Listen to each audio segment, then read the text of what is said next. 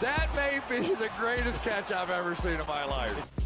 Okay, so we're going to go through. We're going to be talking about some of these must-add running backs this week, but we're not going to keep it at running back just because there are some wide receivers that I 100% think have league-winning upside that need to be discussed to pick up from the waiver wire. But there aren't enough of those top-tier wide receivers for us to make an entire video about them as well. So we're going to toss them at the end of this running back video. So make sure you stick around to the end because we'll be talking about every single position in this video. Now, of course, before we get into it, go down there, drop that like, leave a comment with any question that you may have, and subscribe to the channel. Every time you drop that like, leave a comment and subscribe to the channel. Obviously, it helps us out drastically, and you get also entered in to win a Fantasy Flock Network hat. Now, let me pull up two winners that we have for this video to win a Fantasy Flock Network hat.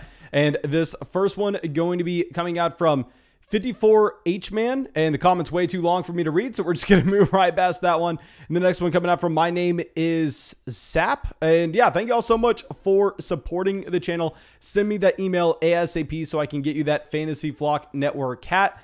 And I think we should just be good to go. Okay, one other thing, make sure you go over to Patreon. You can find the link in the live chat. You can find the link in the description of the video. Go over to Patreon, find our rest of season rankings, find our dynasty rankings, get in our group chat, get a podcast breaking down your fantasy team, support this channel that way. I mean, definitely go check out the Patreon community. We've had over 1,000 people join the Patreon community since it started. So of course, thank you so much for everybody a part of the flock. But yeah, that's it. Let's go through and let's dive into these running backs. And our first guy, going to be someone that a lot of people are talking about here, will be Kenneth Gainwell. Now, with Kenneth Gainwell, obviously, the main reason for this is the Miles Sanders injury. I'm not telling you to come out here and make Kenneth Gainwell one of your top running back priority ads if it wasn't for Miles Sanders going down with the ankle injury. Now, as of now, I'm recording this on Sunday night, so I can get this to you on Monday morning, and we do not have the official report on this injury for Miles Sanders. Now, he suffered an ankle injury, and he is going to have x-rays tomorrow, so this is going to be definitely something we need to continue to monitor throughout the week. And y'all know we live stream every single day. I've live streamed over 100 days in a row at this point. So make sure you go down there, subscribe, and we're going to be talking about this later on this week. But as of now, you're looking at Kenneth Gainwell and you're going, okay, this running back clearly has a lot of upside given the usage you had even before the Miles Sanders injury. Because what's very telling of what the Philadelphia Eagles see in this backfield is what you had with the breakdown whenever Miles Sanders was good to go. Because if you're looking at Kenneth Gainwell, he's still the running back 39 this season, with Miles Sanders being the starting running back in Philadelphia. And going back to what we had in contests, say against the Dallas Cowboys in week 3, against the Kansas City Chiefs in week 4, you clearly saw that the Philadelphia Eagles believed that Kenneth Gainwell was a great receiving running back where they would throw him in the game when the game got out of hand, and you had the Philadelphia Eagles almost completely abandoning the run, where you've already had this season 19 receptions for Kenneth Gainwell. He's had 31 targets out of this backfield. I mean, if we're going to go week to week, Kenneth Gainwell, week 1, 3 targets, 4 targets, 8 targets, 3 targets, 2 targets, 8 targets. He's had multiple weeks with 8 targets already. This was someone that, I'm not going to lie, I really liked Kenneth Gainwell coming into the NFL draft for dynasty fantasy football leagues in particular.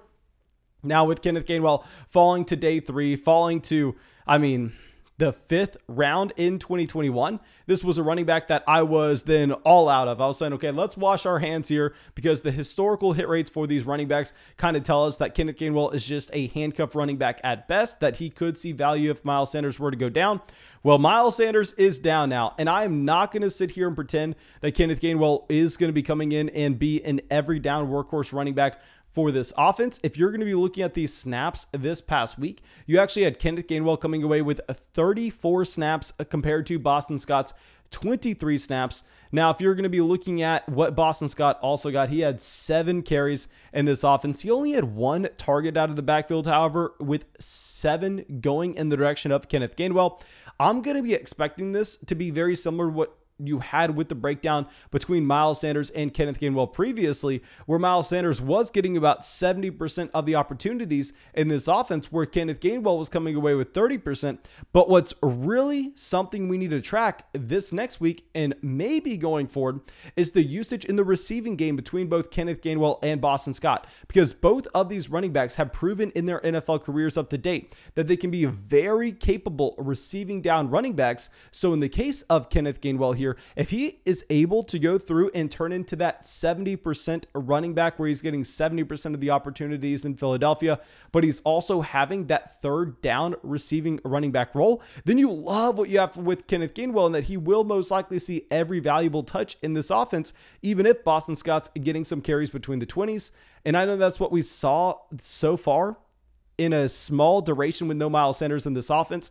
Of course, we're going to have to monitor it this week as well, because it's impossible to come out here and predict exactly what the usage will be like between these two running backs in this committee. But I'm going to be betting on Kenneth Gainwell out of the two running backs, given the fact that with the Philadelphia Eagles up to date, whenever they've had the chance to play one of Kenneth Gainwell or Boston Scott, they've been going Kenneth Gainwell every single time. Now let's go with our next running back over here, and he's actually rostered in way more leagues. You had Kenneth Gainwell only rostered in 21% of Yahoo leagues. You have Kenyon Drake rostered in 63%. And here with Kenyon Drake, this is a running back that obviously you're very excited with Josh Jacobs going down. Looks like Josh Jacobs is going to be missing this week. Kind of funny that, I mean, Josh Jacobs, Miles Sanders, these are two running backs that, of course, will always be compared to each other, just given the fact that they were the number 1 and number 2 running back back in that 2019 draft class. I mean, we spent all offseason back then talking about them in Dynasty. But okay, he avoided the major chest injury, the last report is saying. But still, if you're going to be looking at Kenyon Drake in particular, this was a running back that had the red zone role 2 weeks ago regardless. So you could assume that if we do get Josh Jacobs missing any time, that all of a sudden Kenyon Drake can be a player that he can come and be a 3-down running back. Now, I know you had Peyton Barber filling that role earlier this season. Keep in mind that was with a different head coach, that was with John Gruden. I mean, so far with the new coaching staff, we have seen that they 100% prefer Kenyon Drake over Peyton Barber. I mean, no, Peyton Barber has been dealing with some injuries over the past few weeks, but still at the same time, he was active this week. And the guy they went with was Kenyon Drake. I mean, if you're going to be looking at the snaps that you actually had, Kenyon Drake in this game in particular comes out, he sees 26 snaps. I mean, they didn't even have Peyton Barber good to go. They had Jalen Richard for 16. You actually had Kenyon Drake with 14 carries compared to Richard's 4. And obviously with Kenyon Drake, we have seen before in his NFL career that he is capable of being a receiving down running back, even though that's not his strong suit anymore. This is a running back that can also convert those touchdowns at a high rate once you get to the red zone. So I think Kenyon Drake also another must-add running back. And I'm not going to lie, this next player, I was not expecting to have to include him in this video. I thought that this is someone that we've talked about adding enough as of now that he was going to be in pretty much every league already. But somehow, some way, Michael Carter's only rostered in 62% of leagues right now. And I have to admit, I came out and I told a lot of people to go through and bench Michael Carter this week, where he comes out and he crushes against the New England Patriots. Of course, it's in a little bit of a different way. Michael Carter comes out, he scores 18 fantasy points, pretty much just exclusively through the receiving game, where he does come. He has 8 receptions, 67 receiving yards. I know he only has 37 rushing yards, but with Michael Carter coming into the NFL draft, we knew the reason that you were excited about Michael Carter isn't because he's some 3-down bell cow workhorse. It's because the receiving upside that he has. He was a great receiving running back at UNC. Javonte Williams was as well, but Michael Carter was that receiving down back on obvious passing down scenarios. And at the same time, he does have the BMI where he could potentially get usage on all 3 downs, even though that's not necessarily going to be a strong suit. Now, I know a lot of people are probably going to be avoiding this New York Jets offense with Zach Wilson going down. And I am here to say, I am not expecting anything to change in New York. Now, I know Zach Wilson going down, I mean, you're not going to be excited about what you have with the quarterback 2 for the New York Jets. But if you're looking at Zach Wilson in particular, how much worse can it get? How much worse can it get? That's what I want to ask you here, because you have had so far this season through 5 games, 1,100 passing yards, 4 touchdowns, 9 interceptions. His touchdown rate is at 2.3%. His interception rate is up at 5.3%. I mean, ridiculous to see that is doubled. His adjusted yards per pass attempt. Dear God, his adjusted yards per pass attempt down there at 4.6. That is laughably low. I mean, it's literally like Justin Fields, Zach Wilson, and that is it at the very bottom here.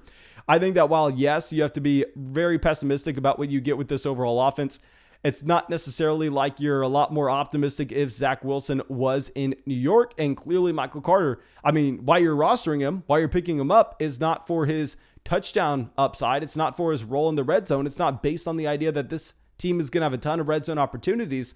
It's based around the idea that he can come out and he can just get a ton of targets out of his backfield. So I think Michael Carter, if you have not picked him up for whatever reason, if you're playing in a league where somehow he's on the waiver wire, I think we have to go through and add him. Now, our next running back had a very strong performance this past week. It's a game that there's very little that we can take from it. Now, it's going to be Brandon Bolden in that same contest that you had Michael Carter playing in. And here, he was the running back 5 this week in particular. Dear God, he comes out and it's kind of laughable. He sees a total of two rushing attempts in this offense.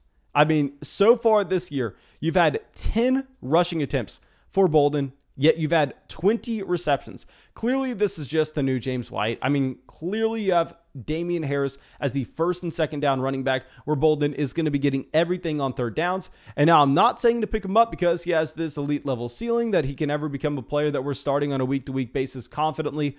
I'm saying to pick him up that he's a free James White from the waiver wire. Right now, he's rostered in 6% of leagues. Never going to be considering him when Ramondre Stevenson is active, knowing that Stevenson can also be someone that's getting some usage in the receiving game. But in the case of Bolden, we just saw a week where people were desperate for production with all the buys, with all the injuries. We're just now getting to the middle of the season. I'd imagine that, of course, the bye weeks are going to get a little easier, but maybe the injuries, I don't want to say ramp up, but just continue to add on. So yeah, Brandon Bolden going to be someone that I think we really need to go through and pick up in those deeper formats. Now, our next running back, I hate to bring him up right now because we're going to be recording this before the Monday night game. Rashad Penny. If you're watching this before that Seattle Seahawks game, we're going to keep it very brief here. Rashad Penny is worth a pickup. Not planning on starting Rashad Penny. I would love to see him come out here and dominate this backfield in touches. Most likely not going to be the case, but still with Penny, we know based on his prospect profile coming into that 2018 draft class, that this is someone that profiles where he can be a 3-down running back. He can catch the ball out of the backfield. He has the size. He has the athleticism. He was extremely efficient in college. He was a first-round draft pick. He hasn't been able to stay healthy, and also he's been playing behind Chris Carson, so the opportunity's never really been there. But if you're asking me, Mason, who is a more talented player between Rashad Penny or Alex Collins? It's Rashad Penny. It's not even close. Now, if you're asking me who I'm starting this week, probably going to say Alex Collins, even though I think the long-term upside, Rashad Penny definitely has it. And I think I would not be surprised if he did come out and he just looks like he is the lead running back in the Seattle Seahawks offense. And I'll tell you right now, I'm a Rashad Penny fanboy if you haven't been watching the channel for a while, or if you can't tell just based off of this alone. Now, let's go over to some wide receivers here, and let's lead it off with someone very similar to Michael Carter. No idea what we are looking at. Rashad Bateman only rostered in 32% of leagues. 32%. I mean, it seemed like every single person in the live stream this week was going, Mason, do I start Rashad Bateman or wide receiver X? Do I start Rashad Bateman, or am I going to go through and play Jacoby Myers? And Rashad Bateman comes out yet again, and he has yet another impressive performance. Now, keep in mind here, you had just a ridiculous amount of volume going over to Hollywood Brown. I mean, Hollywood Brown crushed, and that is not something we can overlook. I mean, if we're going to be looking at the difference in targets between these two wide receivers, Hollywood Brown had 14 targets this week compared to Rashad Bateman only getting 5, but clearly they are the only receivers that are even getting looked to by Lamar Jackson. I mean, with Hollywood Brown, Rashad Bateman, they account for 19 targets at the wide receiver position. The only other wide receivers that even logged a target were Devin Duvernay and James Prochet, who had a total of 2. They each had 1 target. So everything's being funneled right now through Hollywood, through Rashad Bateman, through Mark Andrews. With Rashad Bateman, he only played 47 snaps as well, 47 snaps out of 73. So clearly this is someone that's shown efficiency on a per snap basis, which is what you want to see from those rookies that are coming back from an injury in particular, knowing that they will continue to expand their roles in their offenses. And once we get more routes run, once we get more snaps from Rashad Bateman, we should expect him to continue to get the targets. We should expect that his production overall goes up. And if you're looking at this back-to-back weeks now where, I mean, he has been a decent option. This week in particular, he has 80 receiving yards, 3 receptions at the same time. I think Rashad Bateman 100% needs to be rostered in every single format. And someone that I need to admit, I had a really bad call earlier this week when someone asked me, Mason, can we start Russell Gage? And I was asked this in a live stream. I went, oh, no, you know what? I'd rather just wait a week. I'd rather wait a week, even though Russell Gage does have a really nice matchup against the Miami Dolphins. Possibly we see the production, then we can go through, we can put him in our starting lineup. Well, Russell Gage came out, had a fantastic day against the Dolphins. He has 6 targets, 4 receptions, 67 receiving yards, and a receiving touchdown to go along with it. And with Russell Gage, I mean, clearly he's not going to be the wide receiver 1 over Calvin Ridley. I know Calvin Ridley kind of had a disappointing performance here where he himself was a wide receiver 3 right alongside Tyreek Hill. But in the case of Calvin Ridley, he is clearly still the wide receiver 1. He had 10 targets in this offense. I mean, maybe you try to make the argument that Kyle Pitts is the wide receiver 1. I would definitely be putting my money on Calvin Ridley to outscore Kyle Pitts on a points per game basis, but that's besides the point. The point here is we've seen Russell Gage be productive back in 2020 whenever you had no Julio Jones in this offense. Now, I will say Kyle Pitts looks like he is taking that Julio Jones production right away from him, but still, Russell Gage is a wide receiver that you definitely need to be picking up, just given the floor and ceiling combination that you'll have through the bye weeks. 100% someone that you can consider putting into your starting lineup, just given the fact that we know, I mean, let's take this lesson learned from week 7. Take the lesson learned of you going through and putting in nasty options into your starting lineup like Damian Williams of all players, and let's try to avoid that going forward. I think that Russell Gage can possibly help us with that task. Now let's go over to our next player. This is not going to be at the wide receiver or running back position. We're going to go over to tight end, and we're going to go to someone that we have in literally probably every single dynasty league, Foster Monroe. Okay, I did not expect to see Foster Monroe to look exactly like Darren Waller in this game, where he comes out, he crushes, he gets 6 receptions, 60 receiving yards, and a receiving touchdown at the same time. Now, I think with Monroe, yes, he does have the bye week in week 8, so possibly this will be a get-right spot for Darren Waller, but we have yet to have an in-depth look on this Darren Waller injury. I would really like to see what the reports are going to be this week, and of course, you don't have to make your waiver claims until we get to about Wednesday, so if we get a report coming out on Tuesday saying, oh, Darren Waller is going to be 100% good to go by the time we get to week 9, then don't waste your time with Foster Monroe. That goes without being said. But still, this is a tight end that, going back to what you had as a prospect coming into the NFL draft, you really like the athletic profile that he had. And he also profiled to be a receiving tight end. He was drafted in the 4th round in that 2019 draft class by the Las Vegas Raiders. We know that this is also someone that's had some snaps whenever you did not have Darren Waller out. Darren Waller's still playing, and he was able to come on the field in some certain packages. So I think that kind of indicates the talent that he has. And obviously, he comes out here and just crushes this week. Now, our last player that we're going to be talking about is going to be a quarterback that I think you could potentially go through and pick up. I think we kind of have to talk about the quarterback 1 of this week in Tua Tagovailoa. Now, keep in mind, with Tua, he had a great matchup against the Atlanta Falcons, and this is back-to-back very impressive weeks from Tua in week 6 and in week 7, where he drops 23 points against the Jags. He drops 30 points against the Atlanta Falcons. And let me actually look over the past 2 weeks and see where Tua Tagovailoa ranks in total points, because he was week 1 this past week. And yeah, actually over the past 2 weeks now, Tua is the #1 quarterback in fantasy with 53.9 points. And of course, that's a very small sample. Of course, that's with also perfect matchups, the best matchups you could ask for. But still with Tua, there are a couple things here. A, the Miami Dolphins have a horrendous defense. B, this was also done with no Will Fuller, no Devontae Parker in Miami. I can tell you now, even if you're a Will Fuller hater, even if you're a Devontae Parker hater, we can all get on the same page and we can all agree that those wide receivers are significantly better options than someone like Isaiah Ford, than someone like Preston Williams. I mean, I think that you are going to get a diluted target share going forward for both Mike Gesicki and Jalen Waddle. And I think this could prop up the overall offense in Miami even though you don't love the team, even though you don't love the offensive line, I mean, with Tua, he's also been running just a tiny bit. I mean, this is someone that's totaled 20 rushing yards over the past 2 weeks. He's actually averaged 25 rushing yards a game. And keep in mind, 25 rushing yards a game, that definitely makes an impact from a fantasy football standpoint. And that's equivalent to an additional 60 passing yards just with how the conversion ranks. So yeah, Tua, I think, is probably a very intriguing pickup. Could be in a shootout with the Buffalo Bills in week 8. Has a great matchup against the Texans in week 9. Easy matchup against the Jets in week 11 as well. So maybe you pick him up whenever you have like another player like Derek Carr in your roster, and you just go back and forth and add him in where you can play the matchups. Now, thank you. I really hope you enjoyed this video. Please go down there, drop that like, subscribe to the channel, and most importantly, leave that comment letting me know what you have for your waiver wire pickups this week. Ask any questions that you may have. And of course, when you drop that like, leave that comment, you get entered into win a Fantasy Flock Network hat. And go over there to Patreon, look at our rest of season rankings, check out our dynasty rankings, get in our group chat, get a podcast broken down about your team, support this channel. So much over there on Patreon. And yeah, that's all I got for you. Thank you so much for supporting, and I hope to see y'all out with the video tomorrow.